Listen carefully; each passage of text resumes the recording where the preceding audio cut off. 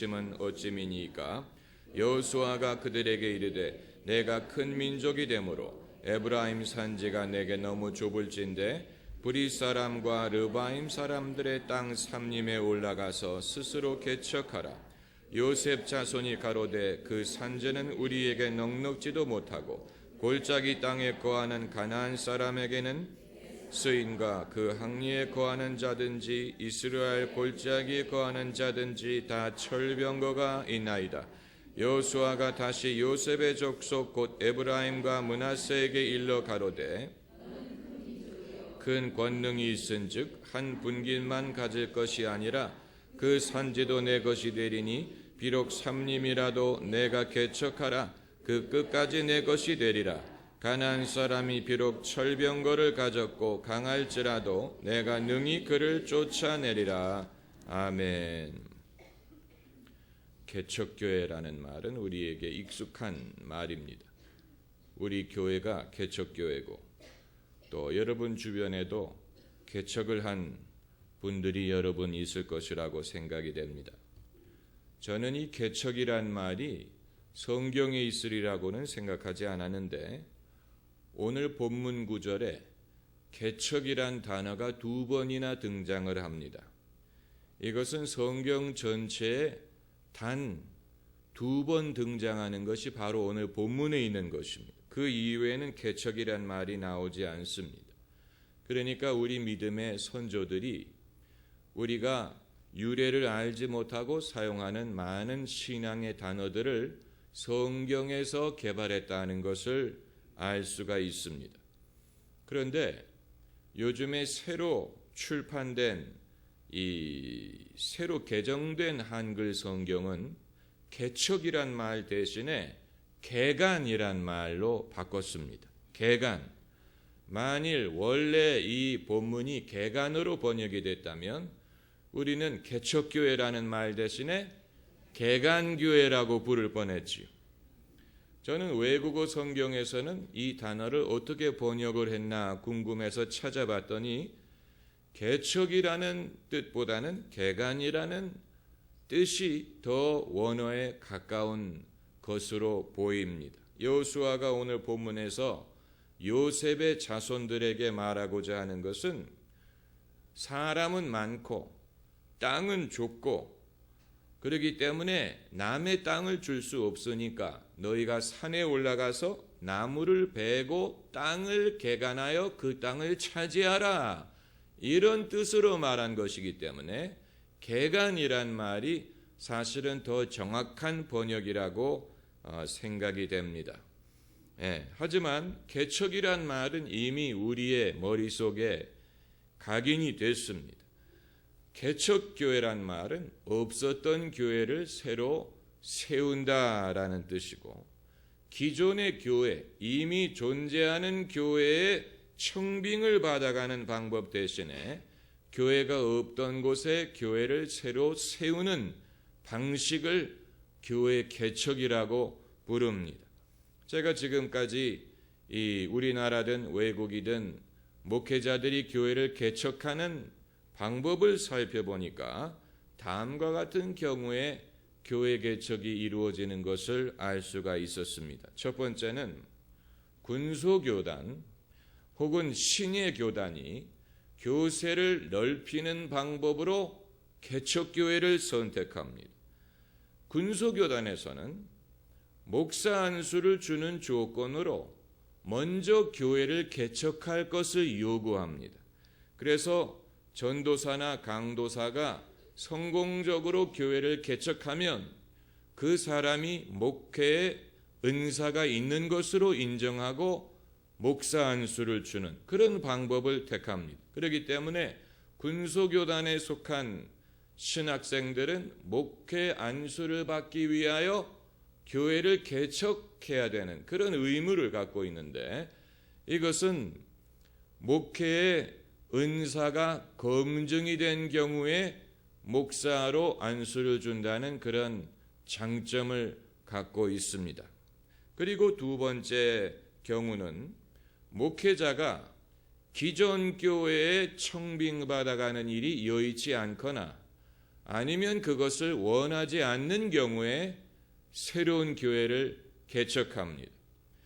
이 기존의 교회 숫자는 목회자들의 숫자보다도 훨씬 적습니다. 그렇기 때문에 만일 모든 신학생, 모든 목회자가 단독 목회를 하고자 한다면 기존의 교회 숫자로는 그들을 다 흡수할 수가 없습니다. 그렇기 때문에 단독 목회를 하기를 원한 경우에 교회를 개척할 수밖에 없는 그런 경우가 많이 있고, 또 청빙을 받기 어려운 목회자들도 있습니다.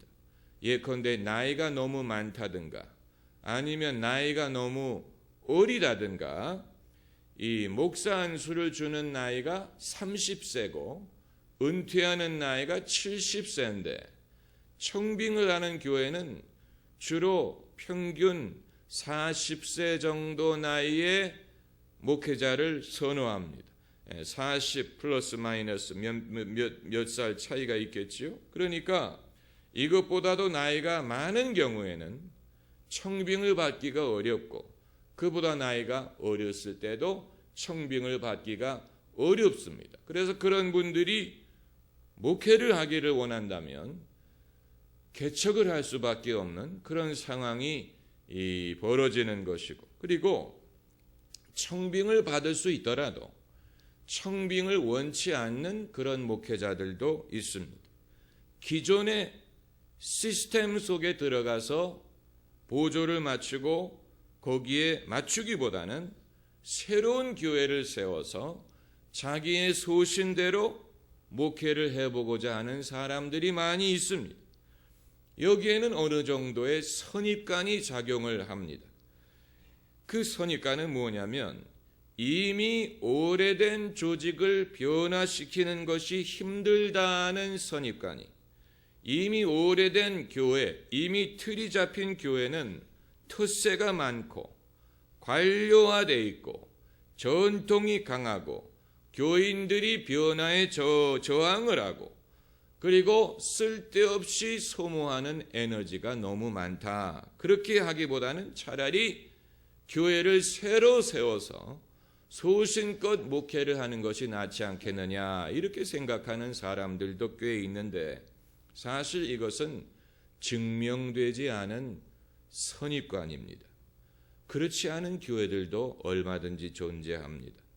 그런데 이 선입관이 사실인 것처럼 생각하는데 문제가 있고, 이것은 하나님의 인도를 방해할 수 있는 그런 요소가 있다고 봅니다. 그리고 세 번째 경우는 교회가 분열될 때 새로운 교회가 개척이 됩니다. 이것은 전혀 바람직한 방법이 아니지만 현실이 이민 사회에서 자주 보는 것입니다. 한국 사람들은 세계 어디를 가든지 두세 사람만 모이면 교회를 세웁니다. 그리고 그 교회가 조금 지나면 갈라집니다.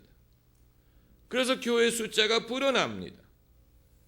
이처럼 한국 사람이 조금이라도 모여 사는 교회에 두세 교회가 있는 민족은 대한민국 백성밖에 없습니다. 이것은 교인 수가 반드시 많아서 갈라지는 것보다는 서로 갈등 때문에 교회가 갈라져서 새로 이 분가해 나와서 교회를 세우는 그런 경우가 아마 여러분 보셨을 것입니다. 그런데 사실 교회만 갈라지는 게 아니고, 과거에 옥스포드 대학이 영국의 최초의 대학이었는데 옥스포드 대학의 교수들 몇 명이 의견 차이로 갈라져 나와서 세운 대학이 케임브리지 대학입니다. 그러니까 영국 대학의 양대 산맥을 이루는 옥스포드와 케임브리지가 갈라짐을 통해서 세워진 것이지요. 신학교도 마찬가지. 미국 프린스턴 신학교의 교수들 중에 그 학교의 신학에 불만을 품은 교수들이 갈라져 나와서 새로 세운 신학교가 웨스트민스터 신학교입니다. 한국에도 그렇습니다.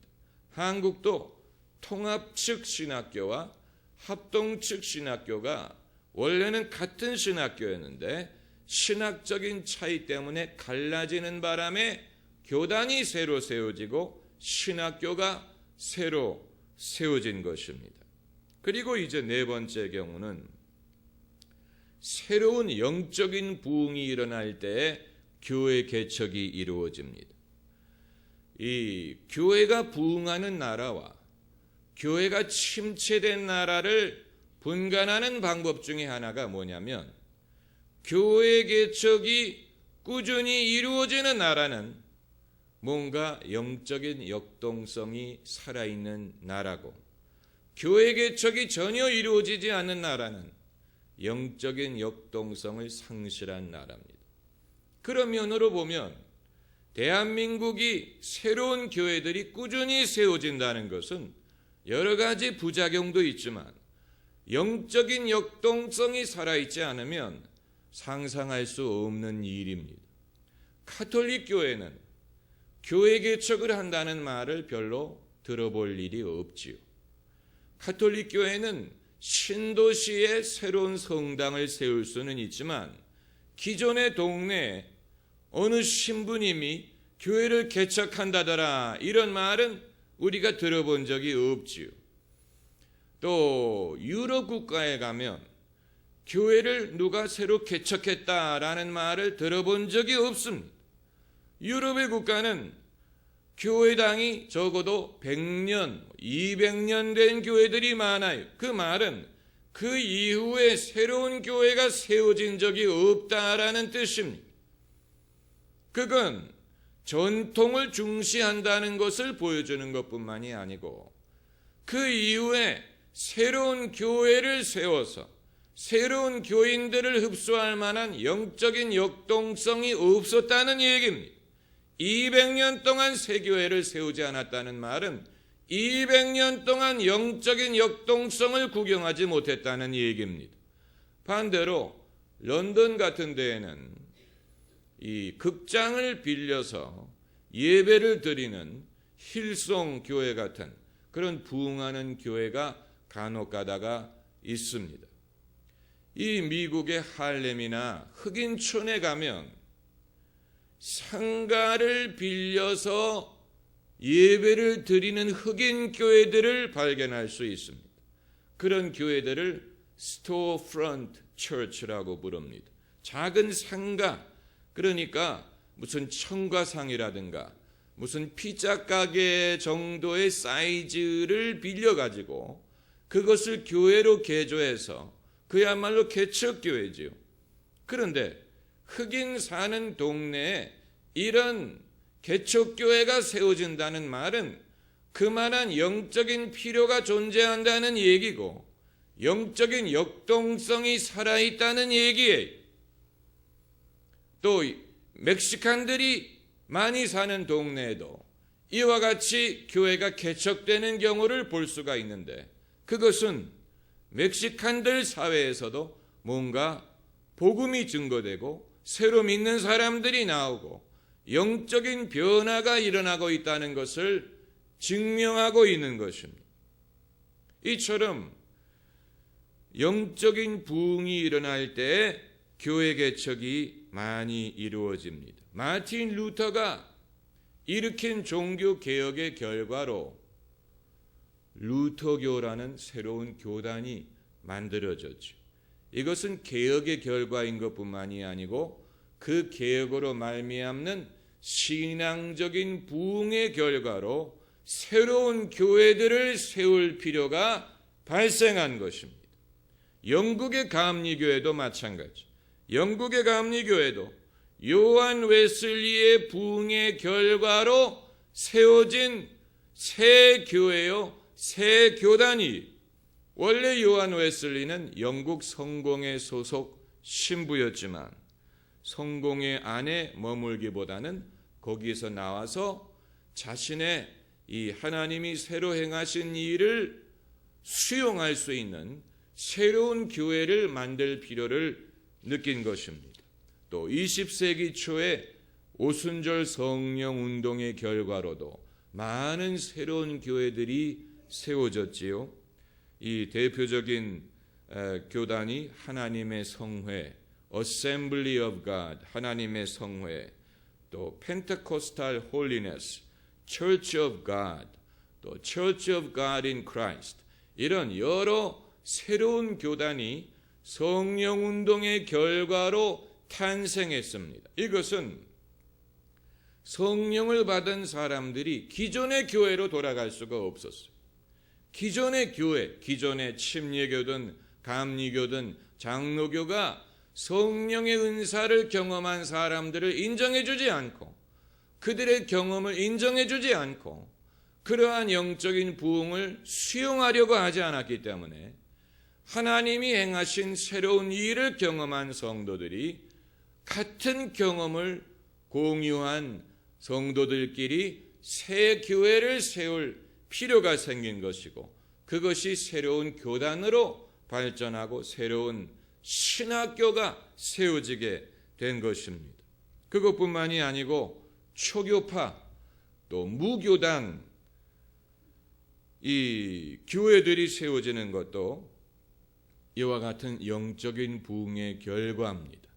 이 미국의 갈보리 채플이라든가 비니아드 교회라든가 그 이외에도 우리가 잘 모르는 많은 새로운 교단, 새로운 교회들이 많이 있는데, 그들은 이 하나님이 새롭게 행하신 일들을 수용하기 위해서 하나님이 새롭게 행하시는 일들이 그 가운데 일어나고 있다는 증거가 됩니다.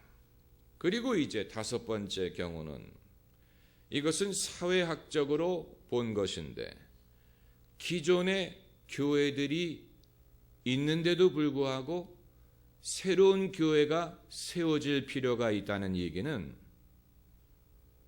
기존의 교회가 때로는 수명을 다했다는 것을 보여줍니다.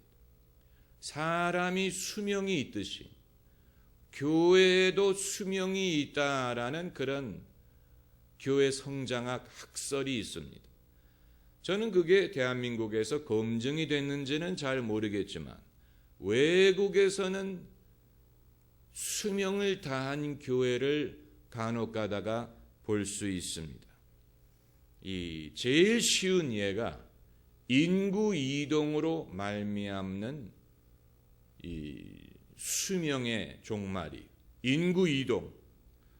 이 LA 다운타운에 옛날에는 백인 중산층이 많이 살았어요. 20세기 초만 해도 백인들이 LA에 많이 살았다가 점점 그들이 도시 밖으로 이주를 하기 시작하면서 LA 다운타운에는 흑인들촌이 형성이 됐죠. 그렇기 때문에 과거에 백인 중산층이 다니던 교회들은 덩그러니 건물만 남게 되었죠. 텅텅 빈 교회가 됐는데, 이것은 인구 변화로 인한 교회 수명이 다한 경우라고 말할 수 있습니다. 거의 대부분의 경우에 이런 교회들은 그 과거의 영화를 회복하지 못하고 건물을 팔든가 아니면 이 멕시칸에게 건물을 임대를 하든가 뭐 이런 경우를 볼 수가 있습니다.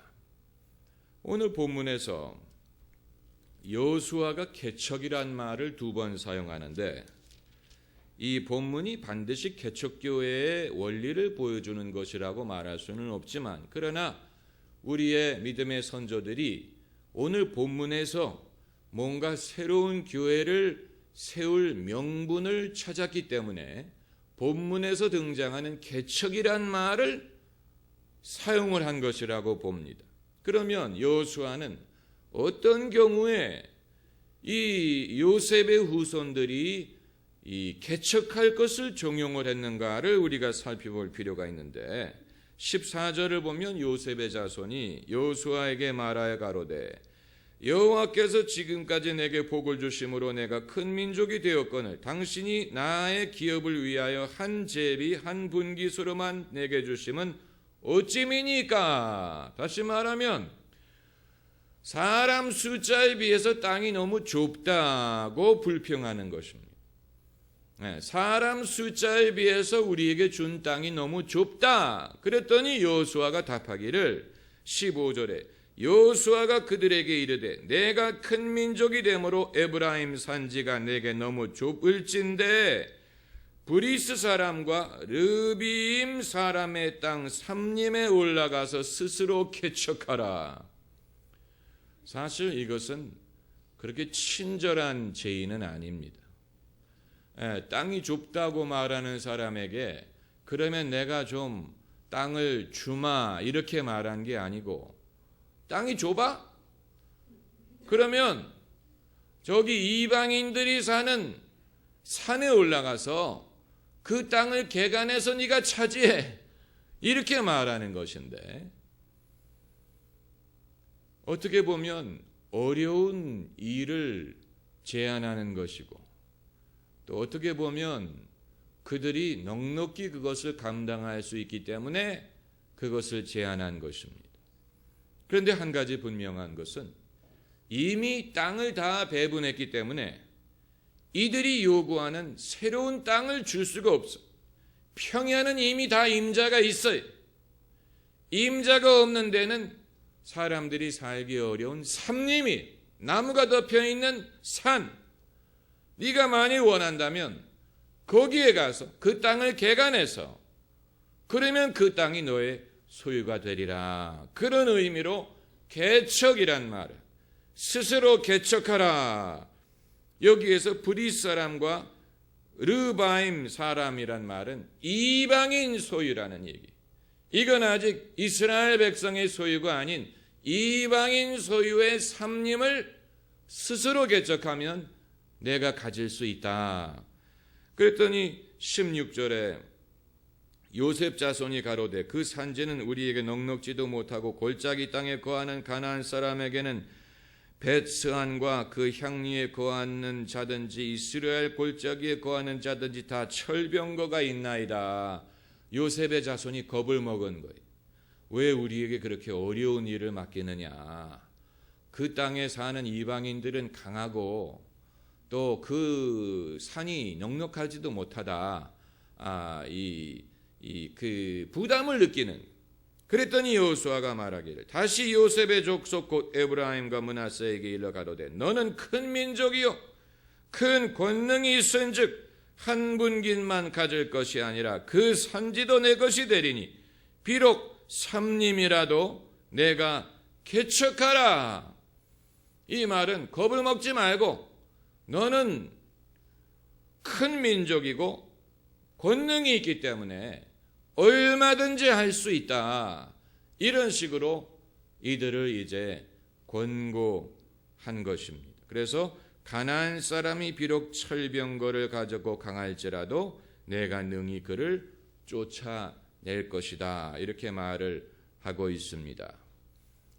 여호수아를 통해서 하나님이 요셉의 자손들에게 개척을 명령하셨다면 하나님이 개척을 종용하시는 경우는 다음과 같다고 볼 수가 있습니다. 첫째는 현재 장소가 비좁을 때, 둘째 장소에 비해서 사람이 많을 때, 셋째 확장하고자 하는 의지가 있을 때, 그리고 네 번째 확장할 수 있는 능력을 소유했을 때.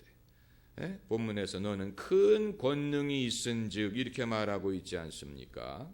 그런데 다섯 번째는 다만 기존에 땅을 차지하고 있는 임자가 없는 곳이, 이미 이스라엘 백성이 어떤 땅을 갖고 있는데 여호수아가 거기 한번 비비고 들어가 보렴, 이런 말을 한 게 아닙니다. 이미 임자가 있는 곳은 안 돼. 이방인이 있는 삼림은 괜찮아. 사실 이것이 교회 개척의 올바른 명분입니다.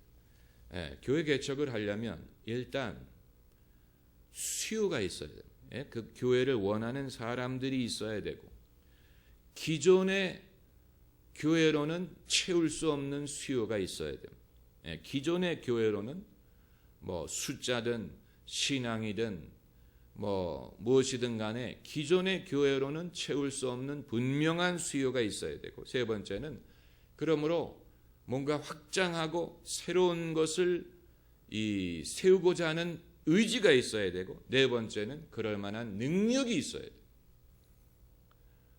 오늘날 많은 경우에 이런 것이 하나도 없는 상황에서 교회를 개척하는 경우가 많아요. 아직 수요도 없고, 또 기존의 교회에서 굳이 벗어나야 될 명분도 분명치 않고, 또 그럴 만한 능력을 검증받지도 않았고, 그런데 유일하게 이 마지막 조건을 범하는 경우가 많아요. 이미 교회들이 많이 있는데 비비고 들어가는. 그래서 약간 무엇과 비슷하냐면, 설렁탕집들이 많이 모여있는 동네에 설렁탕집이 하나가 더 생기는. 왜냐하면 여기는 설렁탕집이 잘 된대, 사람들이 설렁탕을 먹으러 온대, 그렇기 때문에 설렁탕집이 더 생기고, 또 그렇지 않습니까? 이렇게 모여있는 가구점도 모여있는 데가 많고, 또 무슨 옷가게도 모여있는 데가 많고, 커피 전문점도 모여있는 데가 많은 것처럼 교회도 여기는 교회가 잘 된데, 그렇기 때문에 교회가 추가로 이렇게 문을 여는 그런 식의 세상의 이 가게나 무슨 식당이나 커피 전문점이나 가구상이나 이런 거를 하는 그런 원리를 따라서 교회도 그렇게 세우는 경우가 꽤 많은 것처럼 보입니다만은, 사실 그것은 올바른 것은 아니라고 봅니다.